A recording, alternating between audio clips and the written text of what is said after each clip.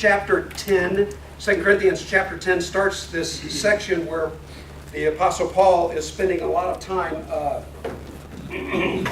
defending himself. And unfortunately, given the situation here, probably not a surprise from what we know about the Church of Corinth. It's unfortunate that he has to do this. I don't know if this works for you or not. Have you heard this story about the guy who was in a big crowded room, a bunch of people were there, and somebody drops over. You know, they're having a heart attack, they're having some sort of health issue, drops over. And so this guy had just finished a CPR class just the previous week, right? So he sees this guy keel over, and a couple people, go to him, and he says, "Stand back. Just got my certification, just had this, I know exactly what to do." And so he's pushing people away, and he pushes this last person away to get to the person that's had this health issue. And the last person he pushes away says to him, "When you get to that place in your class where you need a doctor, just turn around and I'll be right here." Okay? Silly story, I know, but I think it kind of fits with what's going on here. The Apostle Paul would be the medical doctor in that story. And it's as though Paul doesn't want to get into some of these things. But he's going to go ahead and get into some of these things because they need to realize that there are people you can depend on, and there are people who are qualified. He is an apostle. He is more than qualified to relay God's truth. And there are other people who are trying to say, "Don't listen to the Apostle Paul, listen to us instead." And he's like, "No, I'm sorry, the stakes here are too high." It's not about him personally, it's because he represents God's truth. So with that kind of goofy illustration in the back of your minds, let's look at what he says here. 2 Corinthians chapter 10, starting in verse 1 in the 10th chapter, says, "By the meekness and gentleness of Christ," which, by the way, the two words here are really kind of synonymous terms, emphasizing this very nature. But what is gentleness and meekness? Do you remember this from your study of the Beatitudes? What is meekness? Controlled power. It's controlled power. Thank you very much. So it'd be like the doctor in that analogy or that illustration, the one who really has the know-how, but he's being kind about it. He's not getting into a shoving match and pushing the other person out of the way. It's kind of like, "Hey, just let me tell you the truth. It is power under control. It is very much self-control." But he says, "By the meekness and gentleness of Christ, I appeal to you. I, Paul, who am timid when face to face with you, but bold when away." Okay, unless we misunderstand this, let's skip down real quick. Look down at verse 10. Look down at verse 10. Verse 10, he says, "For some say his letters are weighty and forceful, but in person he's unimpressive, and his speaking amounts to nothing." So there's these false rumors that are going around. By the way, when they say these derogatory things about Paul, look over at chapter 11 for just a minute. Skip on down a little bit further. Chapter 11, verse 6. It says, "I may not be a trained speaker." So Paul's acquiescing on this point. He's saying, you know what? Other people may do a better job of keeping you awake during class. Which, by the way, why would I say that about the Apostle Paul? Anybody ever fall asleep while he was preaching? Oh, yeah. Sorry. He fell asleep and died because he fell out of the... What was the guy's name? Judas. Thank you. Okay. Anyway, this puts this in the context. There are false statements being made, charges against Paul. So Paul's going to have to address this because what's at stake here is their understanding of God's truth. It came through the Apostle Paul, right? Okay. One other point I want to make about verse 1, when he says he comes in the meekness and gentleness of Christ, that part we get. But some commentaries will talk about Paul comes in gentleness, meekness, but not timidity. Okay, I gotta tell you that kind of confuses me. What's the difference? Well, there is a difference. What's the difference between meekness and timidity?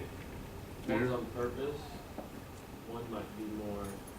Okay, the meekness would be on purpose. You're exercising self-control for whatever the moment calls for. Maybe? And then timid, you might just be like a coward or something. Okay, some people in their mind may have an association with cutters. Here, let me just cut to the chase and tell you why I have a problem with this. Some people try to make a distinction here, and I'm not so sure we should, because if you do a word study, and I did a real quick one here of this word timidity, it is used in a negative sense sometimes, but the very passage we just talked about yesterday, in Matthew the 11th chapter, when Jesus talks about take my yoke upon you, because I'm humble, and he uses the Greek word here for the timid. This is a trait that Christ demonstrated. Now maybe some of the commentaries are pointing this out because he's talking about his critics are using it in a derogatory sense. They're saying, oh, he's just a weakling. Well, I'm not so sure Paul's being defensive on this point.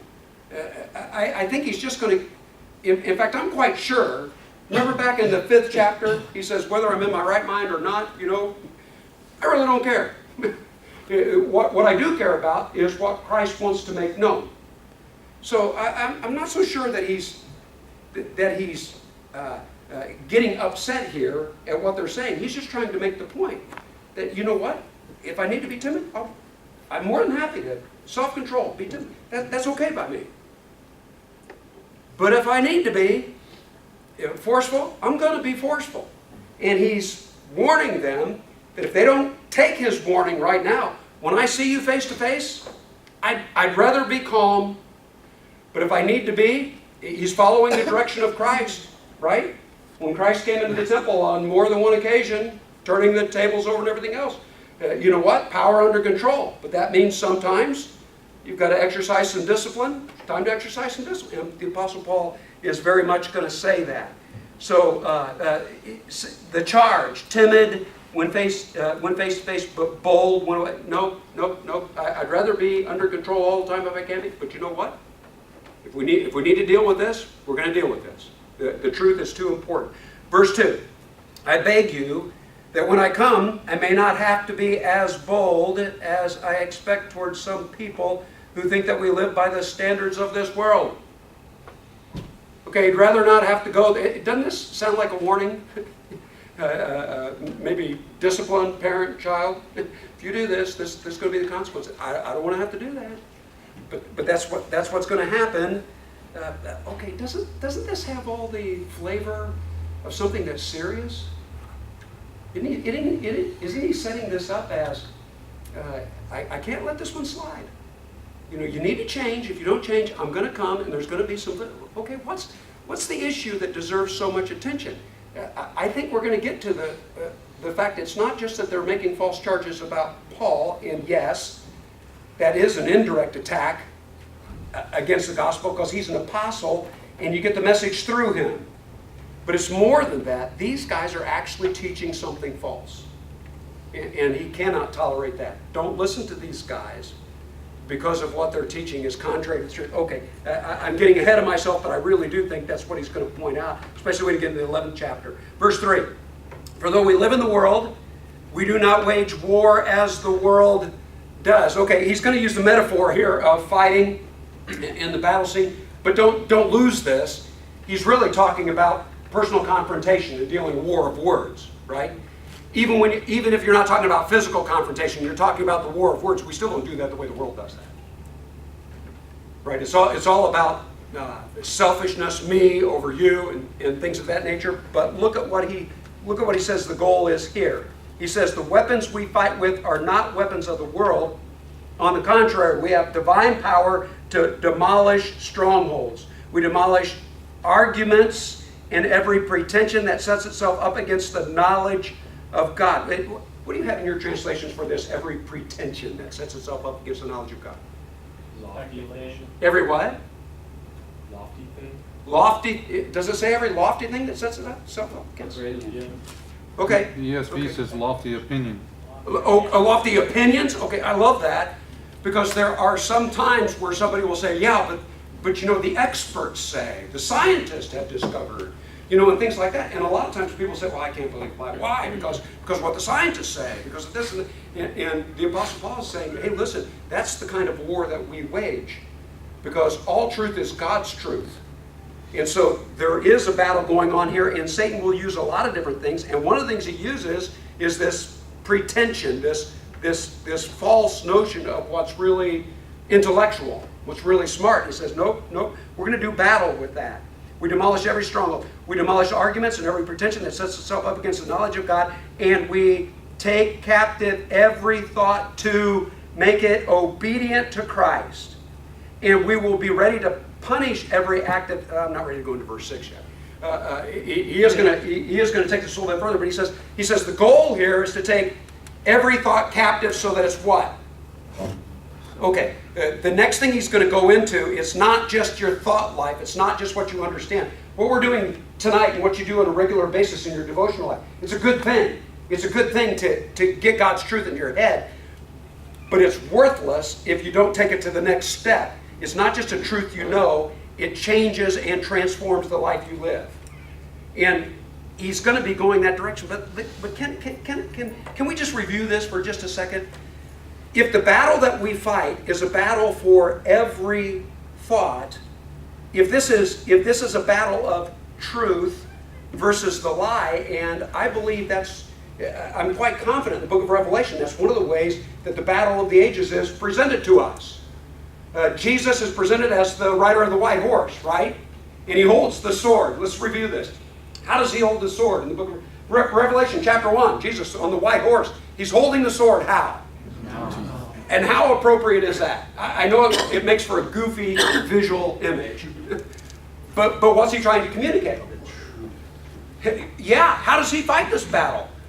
With the word of truth. Okay, when Satan is presented as the great dragon and he's trying to attack the offspring of the woman, how does he try to get the offspring out of the desert, out of the area where they've been put to protect them? How does he do that? He opens up his mouth and he regurgitates about whatever. the flood comes out to try to get him out of the area where they're protected. Okay, what comes out of Satan's mouth? Lies. Oh, yeah, I'm way ahead of this, but John chapter 8, verse 44. We're going to make reference to this later. Who had John 8, 44? I did. Thank you. What? Yeah, real loud. You belong to the Father, the devil, and you want to carry out your father's desires. He was a murderer from the beginning, not holding to the truth, for there is no truth in him. When he lies, he speaks his native tongue, language. For he is a liar and his father of lies. Yeah, he's a liar and father of lies. When he opens his mouth, what naturally comes out would be deception. Isn't this kind of interesting? Because when you look at the specific examples, like the temptations of Jesus or temptation in the garden at the very beginning, Satan's very effective because he mixes an awful lot of truth with the lie. But you know what? All you have to do is get one thing off and you've made the entire statement wrong, right? And so that's one of the reasons he's so effective. Why do I want to review this? Not just because it's an important biblical point, but let's go over to Ephesians chapter 6, where it talks about spiritual warfare, right? And again, it mentions the sword, the only offensive weapon we've got, right? Sword of the Spirit. Same thing, just like Jesus out of his mouth, it's the truth, God's truth. That's what we wage war with. But when Satan attacks, what does it say there in Ephesians the 6th chapter? What does he use? What's the picture? Flaming arrows. Okay, if we know that Jesus' word is truth, and we know that he operates with the lie, then what would the flaming arrows coming at you be? It'd be lies. It'd be lies. But what is that? 1 Corinthians chapter 10, verse 13, where it talks about no temptation has overcome you, but such is what? Such is common to men. What's one of the first things that people usually start telling themselves or start believing that gets them sucked into a way of life that they should never go there? Nobody else has ever felt this. It's one of Satan's lies. What you go through in your life and what I go through, it's not unique. We're going through the exact same stuff everybody else is going through. And why wouldn't Satan use the same stuff? It's worked so well, right? Right? Okay. So if his fiery darts, if that would be lies, it would be getting us to think things that we should not think, or approach things in a false way. This gets back to what Paul's talking about here. It's a battle for the thoughts that you allow to bounce around in your head. Okay, I'm going to go just a little bit further. I'm sorry, but as an old person,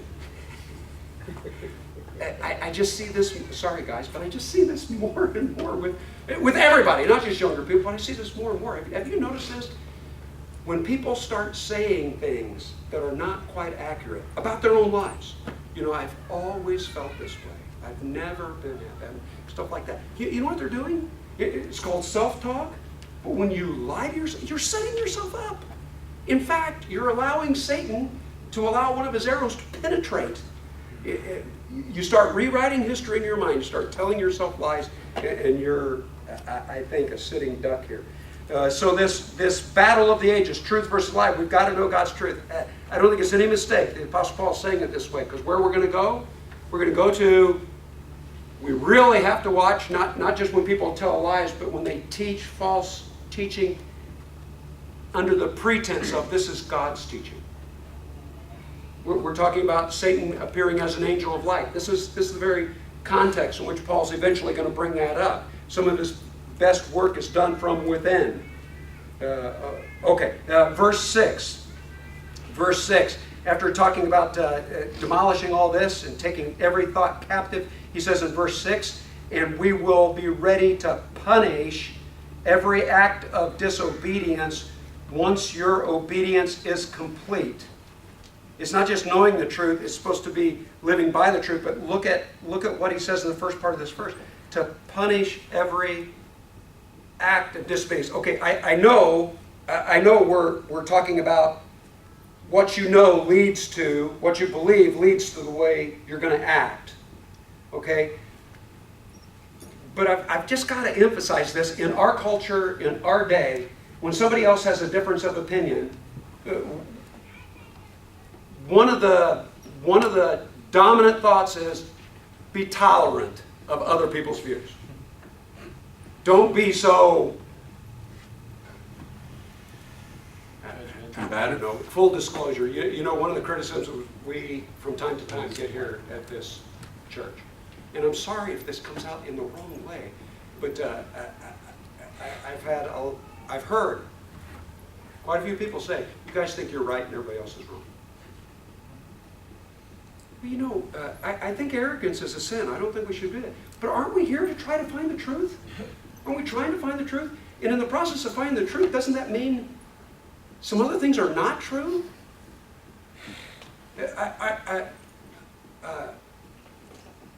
I take verses like this to mean that that's okay. Not just verses like this. There are several occasions where the Apostle Paul will actually name names of people. Sometimes he doesn't, but other times he does. Alexander, Hymenaeus, do you remember some of these guys that he calls out? He says, these are guys that, you know what? We're kicking them out of the church. Demetrius, different people at different times. You know, sometimes they're doing well, sometimes they're not. Isn't Demetrius the one who, because of the pleasures of, is he the right one? Or is it, okay, help me out, because I don't want to mention the wrong guy here. Gaius, Demetrius, and who's the third guy? Oh, come on. There are three men mentioned in, is that 2nd or 3rd John? Here's what happens when I don't study this ahead of time. Which one is it, 2nd or 3rd John? 3rd, thank you. And it's Gaius, Demetrius, and who's the third guy? Diotrephes. Thank you. It's Diotrephes that I meant. Oh, yeah. Sorry. Okay, let me get back to the passage I have studied. Okay. Thank you, guys. Where was that bell ringing in the back when I'm trying to think of these names? Okay. Anyway, we're supposed to speak the truth in love. Maybe I need to be reminded of this because I do have to be careful how we say this. But at the end of the day, if we don't say some things are wrong, I don't think we're fulfilling our Christian duty. Some things have to be, you know what, that's just wrong. Ready to punish acts of disobedience. Okay, this is the Apostle Paul talking here. And he is in a position of authority. But nonetheless, the truth stands, and we have to stand for it too. Again, I'm getting ahead of myself. I think we'll see this a little bit more as we go along. Verse 7. You're looking only on the surface of things. If anyone is confident he belongs to Christ, he should consider again that we belong to Christ just as much as he does. Okay, what's the problem? Why are they not assessing things the way they should? First part of verse 7. Judging by appearance. Judging by appearances, only looking on the surfaces things. What did God have to tell Samuel when it's time to anoint a new king? Don't go look at me. I know what's in your heart. Thank you. Don't look on the exterior. When did God tell that? When did God say that to Samuel? Okay, David's brother. Yeah, after he looks at all of David's 7 brothers, right? And they look very great in appearance. Okay, here's what boggles my mind with that one. He's anointing a king to replace who? Saul. What kind of appearance does Saul have? Head and shoulders over everybody. Boy, very impressive. Did Saul mess up? Who knew that probably better than anybody else? Samuel was distressed about it. Remember, he stayed up all night praying because Saul had been rejected as king. And yet, he's the very person God has to remind. I don't look on the exterior like everybody else. God looks on the heart. I take that to heart too, because sometimes those of us who know the truth, we still have to be reminded of the truth. Hey, Mark, you know better. Hey, Christian, you know better. That's not what God says. And he says, we fall into this trap on looking at the exterior. Well, we got to do it that way. Why? Because that church runs 10,000 people. Sorry. You get my point. So many times we're just looking at the exterior instead of evaluating and looking for things the way God wants us to. Verse 8, for even if I boast somewhat freely about the authority that the Lord gave us for building you up rather than pulling you down, I will not be ashamed of it. Okay, there's a couple of interesting things here. What kind of authority did Paul receive? The authority of an apostle. Authority of the apostle. You go over to Ephesians, the 2nd chapter. The authority of the apostles is pictured as foundational for the church. Jesus Christ as the chief cornerstone, right? But it's the apostles who gave us the teachings of Jesus. So this is a strong authority, but notice the way it's pictured here. It's for what? For building up rather than pulling down. Okay, I don't want to push this too far, because is Paul willing to punish wrongdoing? Just go back up 2 verses. Yeah. Sometimes you have to be. Doesn't this make you think of the beginning of the book of Jeremiah? Do you remember this? What are there 4 statements where God tells Jeremiah this is what your ministry is going to be like? Is it 4 or 6 statements here? Here, when I go off script, I can't remember. But remember, for more positive than negative. The emphasis here is positive. But with Jeremiah, it's both positive and negative. Sometimes it's to uproot and to tear down. Other times it's to build. It has to be both. But the Apostle Paul is emphasizing the fact, you need to punish. But you know what? What I'd really like to do, I'd love to come in and just build. That'd be great. Which, by the way, how do you build muscle? Tear it down. By ripping it. Verse 9, I do not want to seem to be trying to frighten you with my letters. Okay, maybe that's another charge, that you just sound scary. We already said sounds bold, when he's not there. He says, that's not my purpose. I really want to build you up, but let's just get back to the truth, right? For some say his letters are weighty and forceful, but in person he's unimpressive, and his speaking amounts to nothing. Such people should realize that what we are in our letters, when we are absent, we will be in our actions when we are present. This is his warning. I'm not bluffing. I'm not just saying this to try to get a reaction. Just laying it out there. Didn't this come back to? It's up to you. What's going to happen? Are you going to be punished or are you going to be praised? It's up to you. It's how you respond. Which, by the way, just makes me think. We were talking in Sunday school Connect Group time yesterday at church. We were going over that John 12, 47, 48 passage where Jesus said, I didn't come to condemn. Right? I came to save, but there is a judge. What's going to judge you? That very word I spoke to you will judge you on that day. It's up to you. Here's his word. Jesus says, I'd rather save than condemn. That's what I want to do. But you know what? You reject it, you'll be condemned. Okay. I think the same kind of emphasis here. Verse 12. We do not dare to classify or compare ourselves with some who commend themselves. It's not just people patting themselves on the back. When they measure themselves by themselves and compare themselves with themselves, they are not wise. Can you give me an example of that? Did you get the flavor of what this is talking about? What does it mean when they compare themselves to themselves? Useless. It is useless. What Yeah. if you compare yourself to only what you know? Is it like the Pharisees? They would look at each other and they think, oh, we're right with God.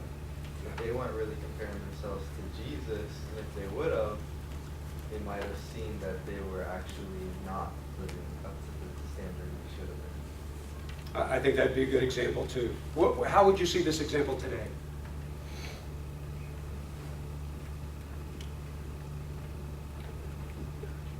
People who call themselves Christians but don't read the Bible. Okay, how's that comparing themselves to themselves? They're what they know, which isn't true, just what they hear from maybe their friends. Say, hey, you did a good thing today. Okay. So if your statement is, instead of living out the word, they're just going off other people who say, hey, you're a good Christian, and so they're comparing themselves to themselves, what other people think of them, the way they think of other people. Okay, I think that'd be a great example. I'm glad to hear stuff like that, because my first thought is, and maybe this is too revealing about me, but my first thought is, yeah, I've got a master's degree from here, I've got a PhD from there, and I've got a thing. You know, it's the impressive resume. Well, who does that impress?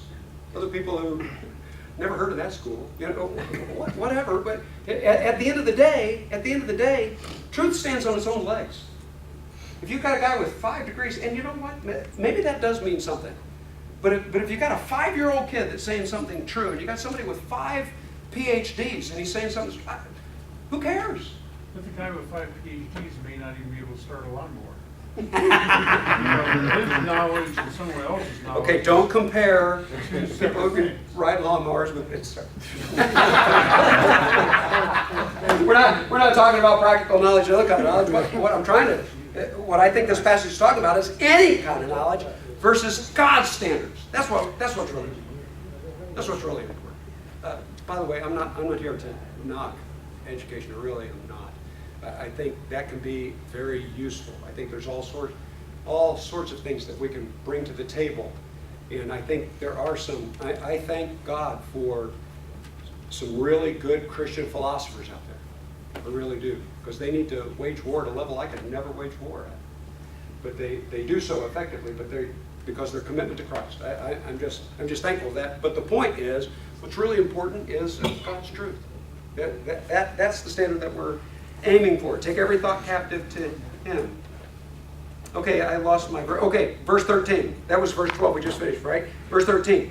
We, however, will not boast beyond proper limits, but will confine our boasting to the field that God has assigned to us, a field that reaches even to you. So the Apostle Paul, which, by the way, we do get some insights here, not just here. We're going to get it over in the 11th chapter, but over in Philippians, too. Talks a little bit about his background. That's very interesting, because Paul talks about his background, which was quite impressive. And he says, you know what I consider all that? Rubbish. Worthless. To the surpassing knowledge of knowing Christ. That's what's really important. What is the field assigned to Paul? Galatians 2, 7 through 9. Who had that one? Yes. On the contrary, they recognized that I had been entrusted with the task of preaching the gospel to the uncircumcised, just as Peter had been to the uncircumcised. For God, who was at work in Peter as an apostle to the circumcised, was also at work in me as an apostle to the Gentiles. James, Cephas, and John, those esteemed as pillars, gave me and Barnabas the right hand of fellowship when they recognized the grace given to me. They agreed that we should go to the Gentiles and they to the circumcised. Okay. In Galatians, in this passage, it talks about his meeting with the other apostles, and there was a special agreement. They agreed, you know what? God is using you in an effective way to reach out to the Gentiles. Your translation says the uncircumcised. What translation is that? NIV. Really? Okay. NIV changes from every few years or whatever they update things. Anyway, if Paul's special designation was to the Gentiles, who had the special responsibility of taking the message to the Jews? Peter. That's exactly right. Have you ever heard of a comity agreement? Years ago, there were missionaries that they called them comedy agreements. It has nothing to do with ha-ha comedy, laughing. But they call them comedy agreements where, let's pick China. Yeah, that's probably a poor example, but I'm going to stick with it. Let's pick China. And as the missionaries are first going into China, they say China's a big country. You know, and we've got the Methodist church over here, we've got the Presbyterian church over here, the Baptist church over here. And you know what, if we all try to evangelize, wouldn't it be much more effective if you, Methodists, you take the East Coast. Presbyterians, you take the Central. And who did I say was the Baptist? Baptist, you take the Western side. And so, go in there and you take different sections. We won't get in your territory, you don't get in our territory. Right? And if you do, we'll hold up the piece of paper that you signed that said the comedy agreement and stuff like that. Okay, what does that presuppose? That everyone's right. Yeah, that everybody's right. That everybody's right. It's different from this in that everybody is right here because this is these are apostles. But did the Apostle Paul ever reach out to a Jew? To Jews? Yes.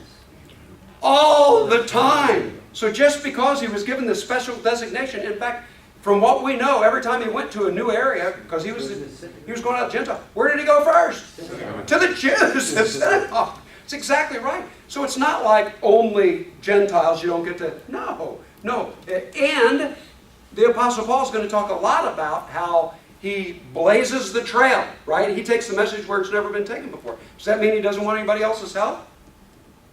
No. How does he say this back in 1 Corinthians chapter 3? God causes the church to grow, but you know what? Somebody plants the seed, somebody else comes along and waters it. It's God's garden. We all work together. We're all working together. Same truth, same message, and helping each other get that out, although different ones will have different emphasis. And his emphasis was to the Gentiles. He's reminding them of that. And there's a lot of things he can talk about. He's not going to talk about his personal life. He's just going to talk about the personal life and the things he's experienced in ministry, in fulfilling that. I'm going so slow, we're not going to get to the specific examples here. Verse 14, we're not going too far in our boasting, as would be the case if we had not come to you, for we did not get as far as you with the gospel of Christ. Neither do we go beyond our limits by boasting of work done by others. Our hope is that as your faith continues to grow, our area of activity among you will greatly expand so that we can preach the gospel in the regions beyond you. So he's saying, you know what? That we're part of the people who brought the gospel to you in the first place. And we don't want to stop there. We want it to keep growing. And we want to go beyond there. But you know what he's implying here? He's implying other people are taking credit for it. These false teachers are coming in and saying, oh no, we're really the ones that help you grow. Paul's saying, come on, remember, we're the ones who brought the message to you.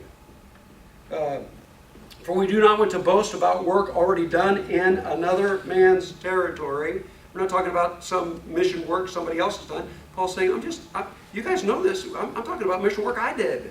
I was with you. But let him who boasts, boast in the Lord. What's that quote from?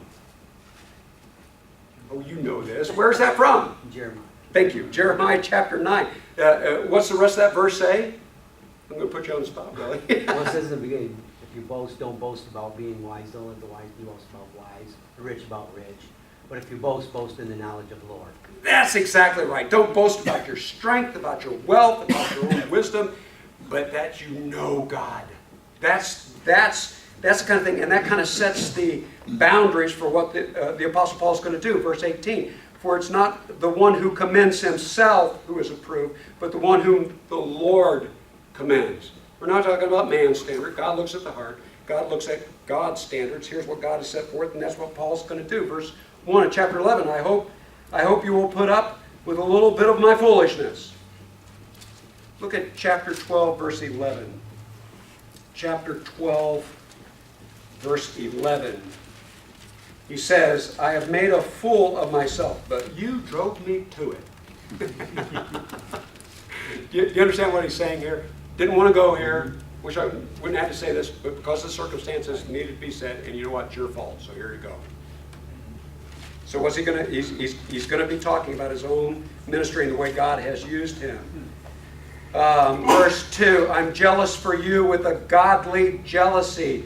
Is jealousy obviously here? It sounds like jealousy is okay. Can jealousy be a sin? Oh yes it can. What's the difference between a sinful jealousy and a godly jealousy? Covetousness. Oh, okay. Coveting or envying, jealousy, there's a lot of overlap here. What makes that sinful versus a godly jealousy? The focus is on yourself rather than on the other person. Okay, focus on self other than the other person, and if we carry that even a step further, what's ultimately most important for the other person? With God. With God. With God. So it's not for their personal need, it's not for your personal need, it's for their relationship with God. This is the same kind of thing. I think the classic illustration of some people have difficulty with Jesus turning over the tables in the temple with any kind of anger. But if you think of a father and a child, and the child's being molested, wouldn't it be an act of great love for the father to get physical on occasion like that? To exercise some sort of intervention, to exercise some sort of taking somebody down if they need to be taken down? I think there's a godly form of punishment, and there's a godly form of anger, and there's a godly form of jealousy. And that's what he's talking about. Let's get the context here. A jealousy for you with a godly jealousy. Here's the picture he's going to present to us. I promised you to one husband, to Christ, so that I might present you as a pure virgin to him. Okay, what's the picture? What's the analogy that he's using here? Marriage relationship. And what role does the Apostle Paul play in this picture, in this analogy? A matchmaker. Well, let's call him the father of the bride. Okay, there you go. Okay, picture him as the father of the bride, and he's got betrothed, a girl who's going to be married. Who's the girl in this picture? It's the church. It's exactly right. And who's she going to be married to? Christ. Okay, let's fulfill the picture here. Why is there a godly jealousy here? Because instead of right before the wedding, during this betrothal period, before the consummation, still a virgin, purity, somebody else is flirting with his daughter. Maybe trying to molest his daughter. How do you think he's going to respond? Dads. Right? Okay, that's the picture of the false teachers here. Do you see how he presents? I love this picture. All of a sudden, I'm feeling like you better stand up, right? As any good father would. Okay, he goes on, verse 3. But I'm afraid that just as Eve was deceived by the serpent's cunning, your minds may somehow be led astray from your sincere and pure devotion to Christ. What's he afraid of here? I'm not asking my questions very well.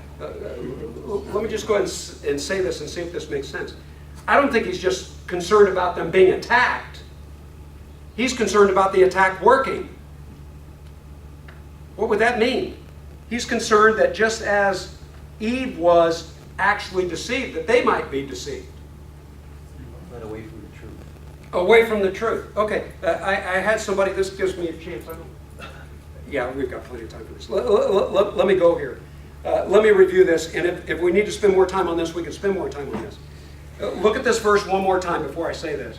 He's not just wanting to present them as a pure bride for the wedding, but he's afraid, just like the serpent's cunning deceived Eve, your minds might somehow be led astray from your sincere and pure devotion to Christ. Led astray from Christ.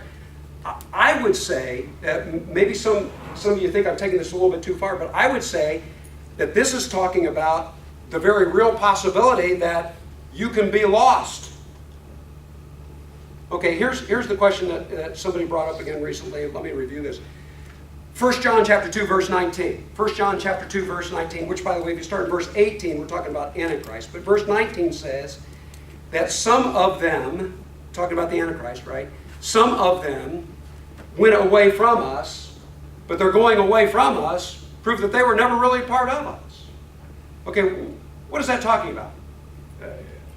Some people, I'm sure this is no surprise, right? On any given Sunday morning in any given church, let's just pick ours, right? You look out in Good Sunday morning, there's a few hundred people here, right? About 300 people. You look out there, would you be surprised that maybe some of the people aren't really Christians? Yeah, don't be overly nice. That doesn't come surprise to us, right? We know we can't see the heart, right? And so some people may be just putting on the act. Some people may be fooling not just others, they may be fooling themselves, right? Okay, but that doesn't mean everybody's a Christian. One of the things that John's dealing with, this is 1 John 2:19, is he's saying that there are some people that are actually enemies of the truth. But nonetheless, he says some people, they were never really part of us in the first place, and they left. Okay, I'll grant you that. And specifically, he's talking about that.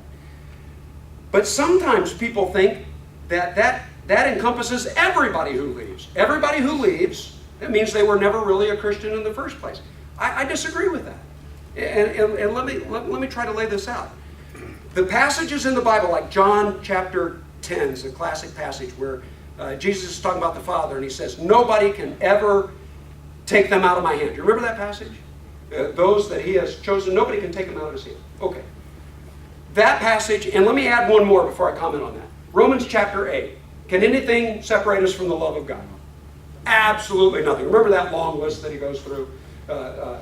Demons, all sorts of, nothing can separate from the love of Christ. Okay, those are two classic passages. You can add to this list. But those passages that talk about nothing separating us from the love of Christ, nothing can take it out of his hand, it's talking about God's commitment to us. God is not fickle. When God makes a promise, he keeps his promises, right? I've got to add, though, that passage in John chapter 10, where it says nobody can take you out of, take them out of his hand. You go over to John chapter 18, and he specifically talks about his apostles. And I'm not so sure that reference back in John chapter 10 is not referring to everybody that has a relationship with God, but specifically his apostles. But for the discussion that we're having tonight, I'll allow for the fact that there are many passages that talk about God's commitment to us. Okay? How do we come in relationship with God? We have a choice. After you have a relationship with God, you still have a choice. God will never let go on you. He will never let down his commitment. Can you walk away from you? I think so. And I usually go to that Hebrews 6 passage. I think that's the clearest passage. Since we've gone through that so many times, I'm not going to go there. I want you to turn to James. Turn to James.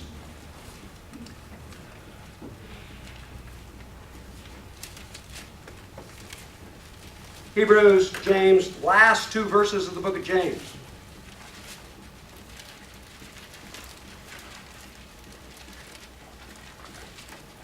Last two verses of the book of James. That'd be verses 19 and 20 of James chapter 5. He says, my brothers, if one of you should wander from the truth. Who's he talking to?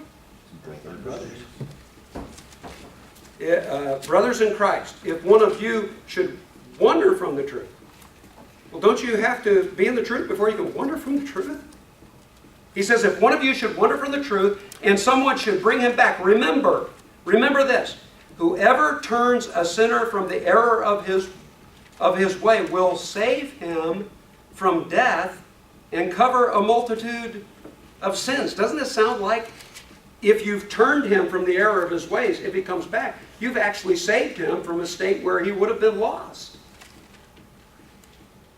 Okay, I don't want to beat that verse. Let me give you one other verse. Remember the Galatians chapter 5, verse 4. Those of you who are trying to be justified by works. What does he say? Galatians chapter 5, verse 4. Those of you who are trying to be justified by works, you have fallen from grace. And I always think, can you fall off a roof unless you're on a roof? Right? Okay. Come back to this passage because I do want us to see what Paul's saying here. 2 Corinthians chapter 11. I think he's very much concerned, and one of the reasons he's coming down so hard on this is because he doesn't want Satan's tactics here to be effective. And what would that mean? It'd mean taking some people away from the truth. He says, I don't want to lose anybody. I don't want you to be deceived like Eve was deceived. For verse 4, for if someone comes to you and preaches a Jesus other than the Jesus that we preached, or if you receive a different spirit from the one that you received, or a different gospel from the one that you accepted from us, you put up with it easily enough. Okay, did you hear this? Somebody else comes in and they're preaching something else. He says, you know what, you guys tolerate it. I know you know this passage, but whoever has Galatians 1, 8, and 9, read it again. Look at Paul's standard on this false teaching. What's Galatians 1, 8, and 9? Who's got that? Somebody said, yo. Oh, sorry, me. Thank you. Sorry. Galatians 1, 8, and 9.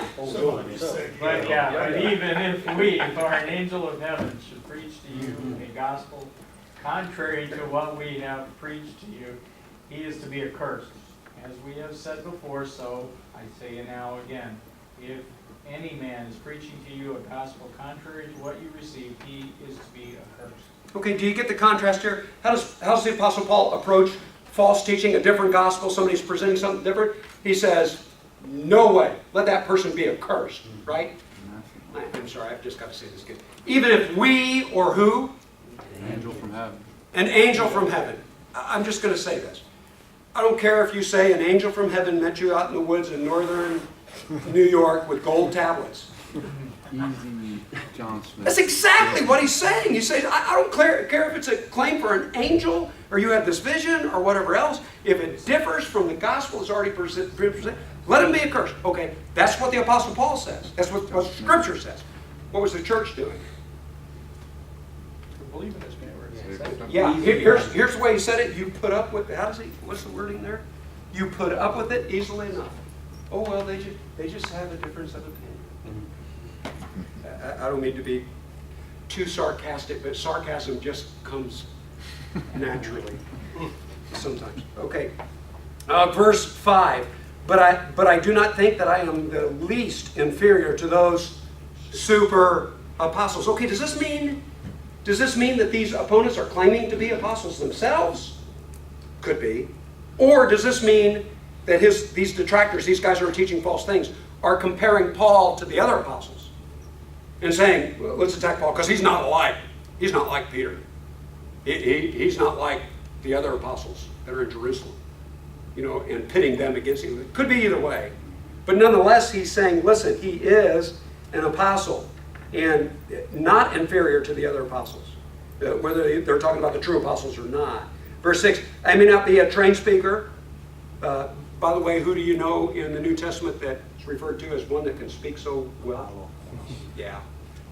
Different people have different gifts, and Paul's pretty open about the fact that maybe that's not his, which, by the way, I don't know if this is beneficial to anybody or not, but it just comes to mind. I had one professor who freely admitted he was very poor as far as being a communicator. He had great knowledge, but very poor. And what he would do during class as he's speaking, and he's trying his best, he just didn't have that, keep you engaged kind of thing. And so as he's teaching, he'd walk around and he'd kick over a trash can and stuff like that. On one occasion, I remember him, while he's talking, he climbed up on top of it. We're like, I think he's getting a little old here. We're thinking all sorts. But you know what? He had our attention. Because the goal was to get the message across. But if you go back to when he was in Athens and he talked to the great philosophers and kept their attention, actually asked them to come back and speak again. Yes. It's like, that doesn't sound like a poor speaker to me. Yeah. I'm just often reminded, what I love, sometimes I'll listen to different preachers, teachers and stuff like that, and that was great. And somebody else is like, is so boring. You know, different things for different people. And there are some people that it's like, you know, I think I'd like that if I understood what they were saying. You know, sometimes their vocabulary is beyond me or something like that. Yeah. I think it's interesting that even Paul rebuked Peter because he was, pushing away the Gentiles. He was. That's right. That's right. So he wasn't one to back down. No, he wasn't one to back down, and that's the very thing he deals with in the first 2 chapters of the book of Galatians. That's exactly right. Okay, so he may not be a trained speaker, but I do have knowledge, and that's what we're talking about, God's truth. We have made it perfectly clear to you in every way. Was it a sin for me to lower? He's going to digress for just a little bit. This is kind of parenthetical, but he's going to talk about one of the things they bring up against him, and you know what it was? He didn't charge him any money. Didn't charge him for his services. And he says, was it a sin for me to lower myself in order to elevate you by preaching the gospel of Christ to you free of charge? I robbed other churches by receiving support from them so as to serve you. And we already know this, but he's going to mention it in just a minute. In fact, let me keep reading. And when I was with you and needed something, I was not a burden to anyone. For the brothers who came from Macedonia supplied my needs. There were a couple of churches, probably Thessalonica, but we know for certain one church he received support from Macedonia would be Philippi. He mentions that in chapter 4, verse 15 of the book of Philippians. I kept myself from being a burden to you in any way and will continue to do so. Remember back in chapter 9, 1 Corinthians chapter 9, he says this is one of those boasts I'm not going to give up on. That not only have I not received, I will not receive support from you, because he doesn't want it to be a stumbling block. He doesn't want to get in the way. Verse 10, as surely as the truth of Christ is in me, nobody in the regions of Achaia will stop this boasting of mine. Why? Because I do not love you? God knows that I do. And I will keep on doing what I am doing in order to cut the ground out from under those who want an opportunity to be considered equal with us in things that they boast about. If Paul started accepting money now, he says, you know what? That'd make me just like those guys. He says, I don't want to do that. He says, I want you to see those guys for what they really are. Verse 13, this is where we start to get a little more clear. He's been vague, kind of vague up to a point. But look what he says in verse 13. He says, for such men are what? Okay, let's just call them out. They're false apostles. Deceitful. Workmen masquerading as apostles of Christ. He's not just saying, hey, these guys aren't, they're actually false. And no wonder, for Satan himself masquerades as an angel of light. Why does Satan do that? Yeah, if you want to deceive people, you don't just tell a lie, you want to believe a lie. The best way to do that is try to make it as believable as you can. Okay, so he's presenting himself as somebody who's actually preaching the truth, and he's saying, you know what? That's what Satan does. They are being used by, they're going to do the same thing. What is it? What kind of warning? Here's the warning I take. Some of the things I need to be most on guard would be when I'm reading commentaries or reading books that are Christian books, Christian authors. People standing in pulpits on TV or in the local church. You know what? Sometimes they're preaching God's truth, and I thank God for it. But we need to be on our guard, because that's where Satan does his most effective work. We are responsible for it. We're not going to be able to say someday. Well, my preacher told me. Why do you call me Lord, Lord, and do not the things that I say? Judgment Day picture. Matthew chapter 7. We're responsible for God's truth. Verse 15, and it's not surprising then if his servants masquerades as servants of righteousness. Their end will be what their actions deserve. They're going to be held accountable. They're going to be punished.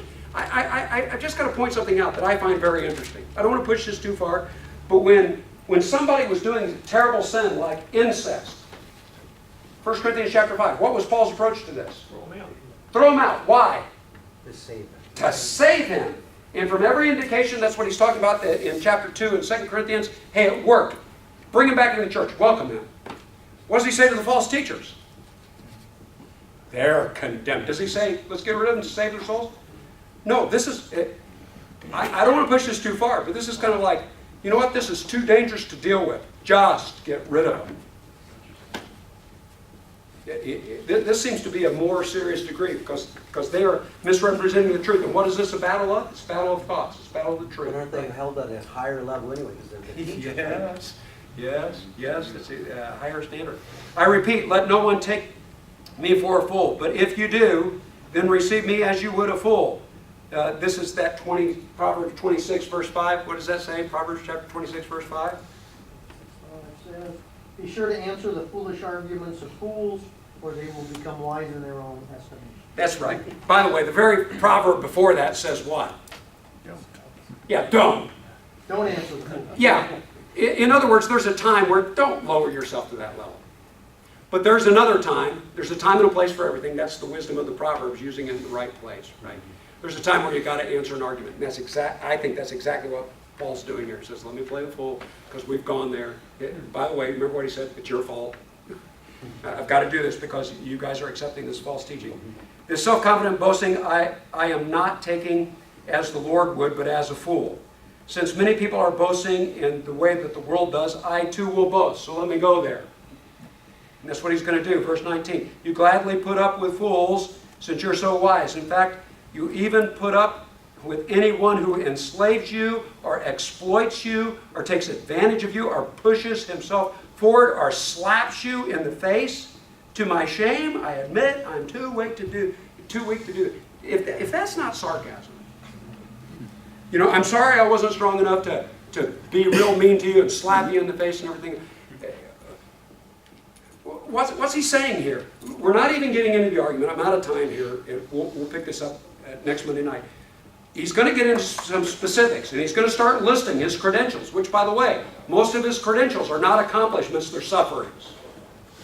We'll get into that. But before he does that, he says, guys, I'm comparing myself to people who they're beating you up and taking advantage of you and doing all sorts of stuff. Do I have to tell you? These guys are not the kind of leaders you should be following? Okay.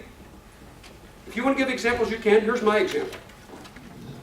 I'm sorry to be so intolerant here, but I just cannot believe that we have people who, I'm quite sure a lot of people who love Jesus are sending people money so they can buy an $88 million plane. Do we have to tell people that you shouldn't be supporting somebody like that? Have you ever heard this story, Hans Christian Andersen's story about the emperor's new clothes? You ever heard that one? Yeah. And nobody wanted to admit that he's naked because they didn't want to look that way. And I think we need some more Christian little boys to stand up and say, he's naked. This is stupid, that what's going on in the name of Christianity. But how is it going on? Because people are supporting it. A lot. He was able to buy the plane. I'm sorry. That's just one example. I need to be an equal opportunity critic. Yes. Bring ourselves underneath that too. But it's all about Get beat up by United.